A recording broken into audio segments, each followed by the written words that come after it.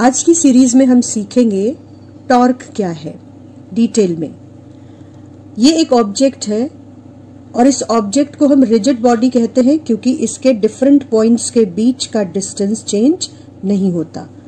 हमने इसके 4 points consider किए हैं। एक टिप पर है, बी पॉइंट, सी पॉइंट और ये पॉइंट ओ जिसके अबाउट ये ऑब्जेक्ट हम घुमाएंगे। ऑब्जेक्ट 2 तरह से घूम सकता है। पहला तरीका, जब हमने एक पॉइंट को फिक्स कर दिया है और दूसरे किसी पॉइंट पर ऑब्जेक्ट के हम एक फोर्स लगाते हैं। ये फोर्स इस ऑब्जेक्ट को इस पॉइंट के अबाउट घुमा रहा है। So when a force rotates an object about a point, the effect of force is called turning effect and force is exerting torque on the object। अब ये टॉर्क या टर्निंग इफेक्ट ऑफ फोर्स को apply करके ए point पर भी हम घुमा सकते हैं ऑब्जेक्ट को, बी पॉइंट पर भी फोर्स को लगा के घुमा सकते हैं, सी पॉइंट पर भी फोर्स को लगाकर हम ऑब्जेक्ट को घुमा सकते हैं। लेकिन अगर मैं ओ पर ऑब्जेक्ट पे फोर्स लगाऊं तो मैं कितना भी फोर्स लगा लूं ये ऑब्जेक्ट नहीं घूमेगा। इसके अलावा अगर मैं फोर्स को इस तरीके से अप्लाई करूं along the length of the object जो कि इस पॉइंट ऑफ रोटेशन से पास हो रहा है, तो भी मैं ऑब्जेक्ट को घुमा नहीं सकती। अगर मैं फोर्स को इस तरीके से perpendicular to this length apply करूं तो भी मैं ऑब्जेक्ट को घुमा नहीं सकती। इसका मतलब कि फोर्स को मैं किसी भी डायरेक्शन में अप्लाई करूं और ऑब्जेक्ट घूमे, ऐसा नहीं है। तो फिर यह जानना बनता है कि फोर्स को किस तरह से अप्लाई करेंगे कि ऑब्जेक्ट घूमेगा और किस तरीके से फोर्स को किस डायरेक्शन में और किस पोजीशन पर अप्लाई करेंगे कि फोर्स आसानी से ऑब्जेक्ट को घुमा सके। तो टॉर्क के बारे में सबसे पहला point, it is turning effect of force. तो 2 पॉइंट्स हैं, 2 क्वांटिटीज हैं जो टॉर्क को असर डालती हैं। एक, the amount of force exerted and second, perpendicular distance of force from point of rotation. तो सबसे पहले हम लोग perpendicular distance of force from point of rotation, ये क्या है जरा देखते हैं। मैंने यहां पर फोर्स अप्लाई करके इसको घुमाया था, तो ये वेक्टर फोर्स को रिप्रेजेंट कर रहा है, ये एरो, और इस एरो को जिस पॉइंट पर अप्लाई हो रहा है फोर्स, उस पॉइंट को हम बोलते हैं point of application of force. Point of application of force की इस पॉइंट ऑफ रोटेशन से सीधी डिस्टेंस, इसको भी एक एरो से रिप्रेजेंट करते हैं। और एरो से रिप्रेजेंट करने का मतलब है कि फोर्स और ये डिस्टेंस दोनों वेक्टर क्वांटिटीज हैं। टेल पॉइंट ऑफ रोटेशन पर होगी और इसकी जो हेड है वो point of application of force पे होगा। तो ये 2 क्वांटिटीज हैं जो टॉर्क पर असर डालती हैं कि कितना ताकतवर है turning effect of that force. जितना ज्यादा स्ट्रांग फोर्स होगा टर्निंग इफेक्ट उतना स्ट्रांग होगा, और जितनी ज्यादा डिस्टेंस पर अप्लाई होगा पॉइंट ऑफ रोटेशन से फोर्स, उतना ही स्ट्रांग टर्निंग इफेक्ट होगा। इसको कहते हैं perpendicular distance of force from point of rotation. Torque को ग्रीक अल्फाबेट टाउ से रिप्रेजेंट करते हैं। तो torque is equal to R perpendicular into F. R, F और टॉर्क तीनों वेक्टर हैं। आर की डायरेक्शन आपने देखी, पॉइंट ऑफ रोटेशन से point of application of force तक जो एरो है ये आर परपेंडिकुलर की डायरेक्शन है, और फोर्स की डायरेक्शन पॉइंट ऑफ एप्लीकेशन ये है, तो एरो हेड का जो एरो का हेड है वो यहां अप्लाई हो रहा है। लेकिन समझने वाली बात यह है कि जरूरी तो नहीं है कि फोर्स को हम आर के हमेशा परपेंडिकुलर डायरेक्शन में अप्लाई करें। तो अगर मैं फोर्स को किसी भी एंगल पर अप्लाई करूं, जैसे ये हम एक और पोजीशन ले लेते हैं इस ऑब्जेक्ट की, और अब मैं अपने फोर्स को थोड़ा सा टिल्टेड अप्लाई करूंगी इस तरह से, ठीक। ये ऑब्जेक्ट अभी भी घूमेगा, लेकिन अब इसका टर्निंग इफेक्ट उतना स्ट्रांग नहीं है जितना पहले था। समझते हैं इस बात को। मैं इस डायरेक्शन में, जिस डायरेक्शन में फोर्स अप्लाई कर रही हूं, एक एरो ड्रॉ करती हूं पहले। अब मान लो कि फोर्स अप्लाइड आर की इस लाइन से इस तरीके से थीटा एंगल पर है। तो अब हम इस फोर्स को दो पार्ट्स में रिजॉल्व करेंगे और देखेंगे कि असल में क्या पूरा फोर्स इस ऑब्जेक्ट को घुमाने के काम आ रहा है जब मैं फोर्स इस तरह से अप्लाई करूं, या सिर्फ फोर्स का एक हिस्सा, एक कंपोनेंट इसे घुमाने के काम आ रहा है। फोर्स को रिजॉल्व करने पर एक कंपोनेंट इस ऑब्जेक्ट के पैरेलल है और एक कंपोनेंट इस ऑब्जेक्ट या कहूं आर के परपेंडिकुलर है। हमने देखा था कि जब भी कभी फोर्स आर के पैरेलल लगता है तो हम चीज को घुमा नहीं पाते। मतलब एफ कॉस थीटा इस ऑब्जेक्ट को घुमाने में कोई रोल प्ले नहीं कर सकता, बिकॉज दिस इज पैरेलल और एंटी पैरेलल टू आर। लेकिन जो कंपोनेंट इस आर के परपेंडिकुलर है, एफ साइन थीटा, वो ऑब्जेक्ट को घुमा सकता है। इसका मतलब ये हुआ कि हमने दूसरा point related with the torque सीखा। पहला पॉइंट क्या था कि torque is turning effect of force, और टॉर्क में दो फैक्टर्स रोल प्ले करते हैं। एक distance of force from the point of rotation और दूसरा मैग्नीट्यूड ऑफ फोर्स। हमने अब दूसरा पॉइंट सीखा कि फोर्स अगर इनक्लाइंड हो आर लाइन से तो केवल वो कंपोनेंट रोटेट करने में रोल प्ले करता है जो आर के परपेंडिकुलर हो। मतलब केवल perpendicular component of force can rotate the object. अगर फोर्स इंक्लाइंड है तो उसका पैरेलल कंपोनेंट ऑब्जेक्ट को रोटेट करने में कोई रोल प्ले नहीं करता।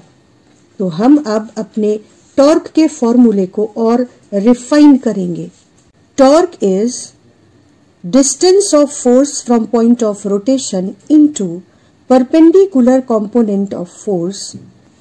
और अगर इन दोनों को हम जनरलाइज करके एक लाइन में लिखना चाहें तो हम लिखेंगे torque is distance of force from point of rotation into magnitude of force into sine of angle of force from R. और आर, एफ और टॉर्क तीनों ही वेक्टर क्वांटिटीज हैं। अब इसको थोड़ा सा ठीक से समझ ले कि हम आर और एफ के बीच एंगल कैसे डिसाइड करेंगे। स्टैंडर्ड तरीका यह है कि दो वेक्टर्स को जब टेल टू टेल ज्वाइन करते हैं तो उनके बीच का छोटा वाला एंगल उनके बीच एंगल कहा जाता है। मान लो कि आपको क्वेश्चन में फोर्स इस तरीके से थीटा एंगल के साथ दिया हो, तो आप आराम से फोर्स को रिजॉल्व करिए और एफ साइन थीटा को आर की मैग्नीट्यूड या लेंथ से मल्टीप्लाई करके टॉर्क कैलकुलेट कर लीजिए। अगर आपको एंगल नहीं दिया है तब आप फोर्स वेक्टर को बिना उसका डायरेक्शन चेंज किए या उसका मैग्नीट्यूड चेंज किए बिना उसको शिफ्ट कर सकते हैं उसके पैरेलल, लेफ्ट या राइट, आगे या पीछे। इस वेक्टर को मैंने आगे यहां पर बना दिया। अब ये है फोर्स वेक्टर की डायरेक्शन और ये है आर वेक्टर की डायरेक्शन। इनके बीच का जो एंगल है वो आर और एफ के बीच एंगल कहा जाएगा। मान लेते हैं कि ये एंगल फाई है। अब इसको जरा हम थोड़ा सा मॉडिफाई करके देखें कि क्या ये अभी भी एफ साइन थीटा ही परपेंडिकुलर कंपोनेंट मिलेगा हमको। ये थीटा है तो ये एंगल भी थीटा होगा क्योंकि ये वर्टिकली ऑपोजिट एंगल है। अब अगर ये एंगल थीटा है, ये एंगल थीटा है तो ये 90 है, इसलिए ये एंगल 90 माइनस थीटा हो जाएगा। अब आप फोर्स को फिर से रिजॉल्व करिए। एक कंपोनेंट ये और एक कंपोनेंट ये। ये 90 माइनस थीटा है, इसलिए f का ये कंपोनेंट f साइन थीटा हो जाएगा, और ये थीटा है इसलिए ये कंपोनेंट f कॉस थीटा हो जाएगा। तो जो परपेंडिकुलर कंपोनेंट है वो फिर से f साइन थीटा आया, और आपको सिंपली r को f साइन थीटा से मल्टीप्लाई करने पर इस इंक्लाइंड ऑब्लिकली अप्लाइड फोर्स का टॉर्क मिल जाएगा। तो मैंने आपको ये बताया कि अगर आपको ये एंगल थीटा दिया है तो भी ये कंपोनेंट f साइन थीटा है, और अगर आपको थीटा समझने में क्वेश्चन में मुश्किल आए तो ध्यान रखो कि जब भी दो वेक्टर्स को टेल टू टेल मिलाते हैं तो उनके बीच का छोटा एंगल, जैसे यहां पर ये वाला जो एंगल है ये फाई एंगल f और r के बीच का एंगल कहलाएगा। और इसमें भी जियोमेट्री यूज करने पे आप देख रहे हो कि जो एंगल यहां था थीटा, उसी के अकॉर्डिंग यहां भी perpendicular component f sine theta आ रहा था, और यहां भी perpendicular component f sine theta आ गया।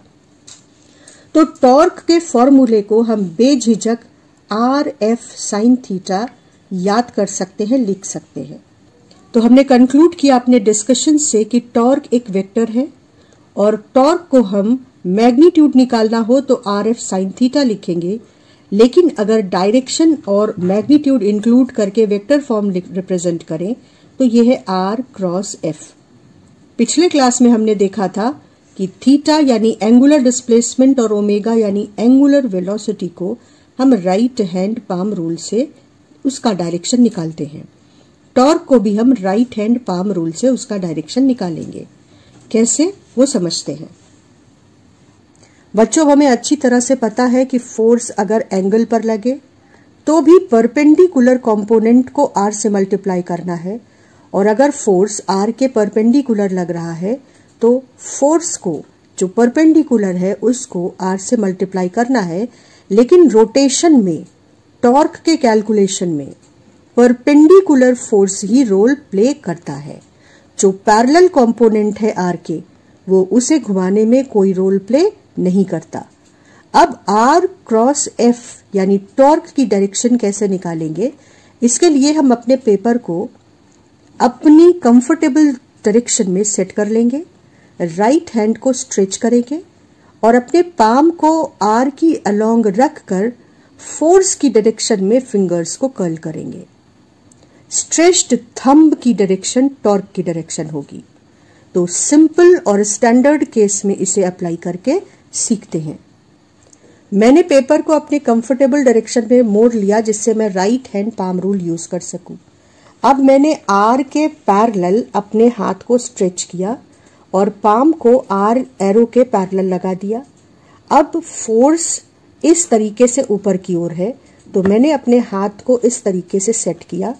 आर की डायरेक्शन में मेरा पाम है और एफ की डायरेक्शन में मेरी उंगलियां, एफ की डायरेक्शन में उंगलियां और आर की डायरेक्शन में मेरा पाम है।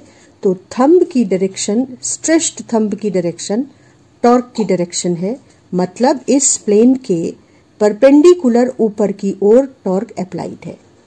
इसका एक शॉर्ट फॉर्म भी है।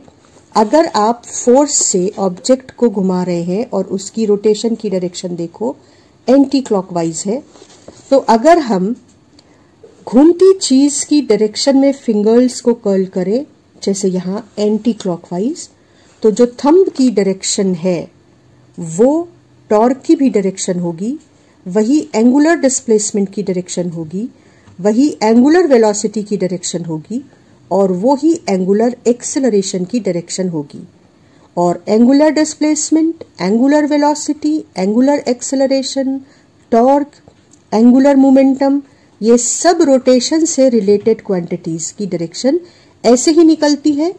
और इनको, क्योंकि ये जिस प्लेन में रोटेशन हो रहा है उसके परपेंडिकुलर होता है, तो इन वेक्टर्स को हम बोलते हैं axial vector.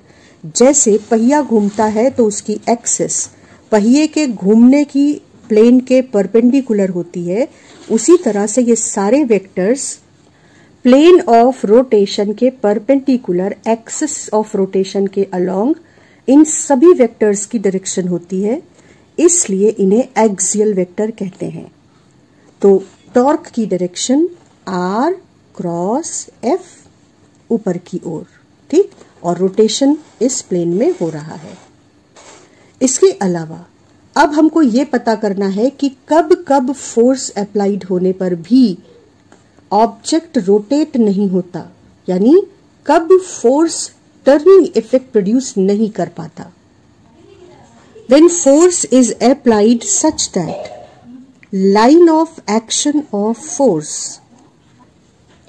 F is passing through axis of rotation or point of rotation, then force will not produce turning effect. इसके अलावा अगर हम फोर्स को इस तरह से लगा रहे हैं तो भी हम देख रहे हैं कि although force is not passing from axis of rotation or point of rotation, then also the force is not able to produce turning effect. तो टॉर्क की इस फोर्स के अप्लाई होने पर डायरेक्शन क्या है वो हमको इसका राज बताएगी कि टॉर्क की डायरेक्शन कब टर्निंग इफेक्ट प्रोड्यूस नहीं कर पाएगी। अब ये है वो पॉइंट जिसके अबाउट ये ऑब्जेक्ट रोटेट कर रहा है। तो इस पॉइंट से पास होने वाली जो परपेंडिकुलर लाइन है उसे हम बोलते हैं एक्सिस ऑफ रोटेशन। तो ये लाइन या स्टिक हमारी एक्सिस ऑफ रोटेशन को रिप्रेजेंट कर रही है। अब मैं अगर फोर्स इस तरीके से अप्लाई करूं तो ये ऑब्जेक्ट रोटेट नहीं करता, जबकि ये ऑब्जेक्ट एक्सिस ऑफ रोटेशन या पॉइंट ऑफ रोटेशन से पास नहीं हो रहा है।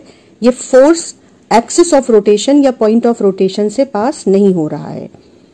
तो अब क्यों ये ऑब्जेक्ट रोटेट नहीं कर रहा है वो हमें ये बताएगा कि कब दूसरी कंडीशन है जब टॉर्क रोटेशनल इफेक्ट प्रोड्यूस नहीं कर सकता। तो इसके लिए हम फिर से अपने राइट हैंड को स्ट्रेच करेंगे इस तरीके से और आर की डायरेक्शन में पाम को रखेंगे। स्ट्रेच्ड है हमारा राइट हैंड, आर की डायरेक्शन में पाम को रखा और क्योंकि हमारा force perpendicular to the R और नीचे की ओर अप्लाइड है तो हमने अपनी फिंगर्स को नीचे कर्ल कर लिया। तो थंब की डायरेक्शन हमको टॉर्क की डायरेक्शन देगी। जो फोर्स है हमारा वो नीचे की ओर है, तो ये रहा एरो जो फोर्स वेक्टर को रिप्रेजेंट कर रहा है। तो R क्रॉस F, थंब की डायरेक्शन एक्सिस ऑफ रोटेशन से परपेंडिकुलर है, मतलब इस केस में R क्रॉस F जबकि फोर्स नीचे की ओर लग रहा है तो उस केस में जो टॉर्क है वो एक्सिस ऑफ रोटेशन के परपेंडिकुलर है। तो ये भी वो कंडीशन है जब फोर्स तो लगेगा पर टर्निंग इफेक्ट प्रोड्यूस नहीं करेगा। जब भी फोर्स का torque moment of force axis of rotation के परपेंडिकुलर होगा तो वो फोर्स ऑब्जेक्ट को रोटेट नहीं कर पाएगा। तो अब वो दो कंडीशंस जब फोर्स टर्निंग इफेक्ट प्रोड्यूस नहीं कर पाएगा। First condition is when line of action of force is passing through point of rotation the force will not produce turning effect, torque will be 0. And second, when direction of torque is perpendicular to axis of rotation, then also object will not rotate or the force will not produce turning effect. इसके अलावा जो main point है वो कि कब turning effect produce होगा। तो force provides turning effect when direction of torque is parallel to axis of rotation. तो जिन केसेस में हमें टॉर्क दिख रहा है कि टर्निंग इफेक्ट प्रोड्यूस कर रहा है उन सभी केसेस में टॉर्क एक्सिस ऑफ रोटेशन के पैरेलल है। जब हम फोर्स को इस तरह से अप्लाई कर रहे थे, जब हम फोर्स को यूं अप्लाई कर रहे हैं तो ऑब्जेक्ट रोटेट हो रहा है और आप अगर R क्रॉस F देखो तो थंब की डायरेक्शन और एक्सिस ऑफ रोटेशन की डायरेक्शन एक दूसरे के पैरेलल है और फोर्स टर्निंग इफेक्ट प्रोड्यूस कर पा रहा है। तो आज हमने टॉर्क के सारे एस्पेक्ट सीखे कि टॉर्क क्या है, टॉर्क किन फैक्टर्स पर डिपेंड करता है और कब फोर्स टर्निंग इफेक्ट नहीं प्रोड्यूस कर सकता। और अब टॉर्क के कॉन्सेप्ट में लास्ट पॉइंट, अगर हमने इस ऑब्जेक्ट को यहां से होल्ड करके फोर्स लगाया तो ये ऑब्जेक्ट कंस्ट्रेंड है इस पॉइंट के अबाउट रोटेट करने के लिए। लेकिन अगर कोई ऑब्जेक्ट फ्री है रोटेट करने के लिए, जैसे मैंने इस पर फोर्स लगाया और अब ये फ्री है अपना एक्सिस ऑफ रोटेशन चुनने के लिए, तो ऑब्जेक्ट हमेशा अपने सेंटर ऑफ मास के अबाउट रोटेट करता है, such that axis of rotation and torque are parallel to each other. अभी हमने देखा था कि कोई फोर्स किसी ऑब्जेक्ट को तब घुमा सकता है जब उसका torque, moment of force, parallel हो एक्सिस ऑफ रोटेशन के। तो कोई भी ऑब्जेक्ट अगर रोटेट करने के लिए फ्री है तो वो हमेशा अपने सेंटर ऑफ मास के अबाउट रोटेट करेगा और इस तरह से रोटेट करेगा कि मोमेंट ऑफ फोर्स या टॉर्क एक्सिस ऑफ रोटेशन के पैरेलल हो। For example, if this object is free to rotate, it will rotate about its center of mass. ये यूनिफॉर्म ऑब्जेक्ट है तो इसका सेंटर ऑफ मास इसके सेंटर पर होगा, जियोमेट्रिकल सेंटर पे। और अगर अब मैं इसको इस तरीके से फोर्स लगाऊं तो ये अपने सेंटर ऑफ मास के अबाउट रोटेट करेगा और रोटेशन का डायरेक्शन या टॉर्क ऐसे होगा कि टॉर्क इस एक्सिस ऑफ रोटेशन के पैरेलल हो। तो हम चेक करें अगर अपने राइट हैंड रूल से, तो ये है अप्लाई करने की डायरेक्शन फोर्स के, और सेंटर ऑफ मास से फोर्स की डायरेक्शन डिस्टेंस r, ये एरो रिप्रेजेंट कर रहा है। अब इसको हम आराम से रोटेट कर लें जिससे हम अपना right hand palm rule use कर पाए।